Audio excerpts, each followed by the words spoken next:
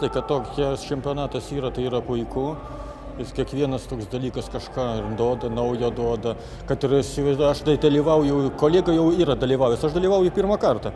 Bet įsivaizduoju, kad ir pats čempionatas, jis eina į priekį ir tai yra komandų tobulėjimas, renginio tobulėjimas. Visą laiką yra su kiekvienais metais geriau.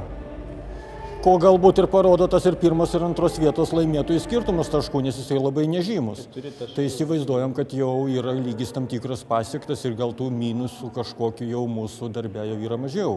Netgi mums konkurentų atsiranda, matot, 4 taškai. Tai ko gero, gal jau kitą kartą jau kažkas prieki mūsų bus. Sunkėja, naujų technologijų atsiranda, naujų prietaisų, kuriuos tik šiandien pamatėm, šiandien schemas gavom ir sujungiam šiandien, padarėm viską. Tai kad turbūt ir Schneider ar kitas produktas tai iš esmės nieko nekeičia, nes gamintojų yra įvairių. Tiesiog montuotojas turi turėti kažkokių tai žinių, kurios reikalingos tam darbui įvykdyti. Schneideris kaip gamintojas jisai turi labai platų asortimentą ir jisai gali patenkinti visus rinkoje esančius poreikius.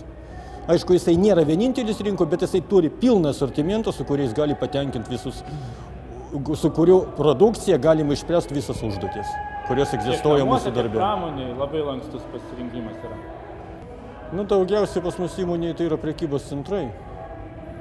Tai prekybos centruose ten yra sava specifika, tai tom tikrų produktų, kurie čia dabar taupo energiją, ten kažkokie ypatingi ten atskiri išjungimai, kurie to taupo. Paprastai jų nėra, ten biškai yra kita specifika, ten daugiau yra galios tinklai, yra aišku taupimas, tai yra pereinama prie ekonomiškesnio apšviestimo šviestuvų, prie lėtų apšvietimų.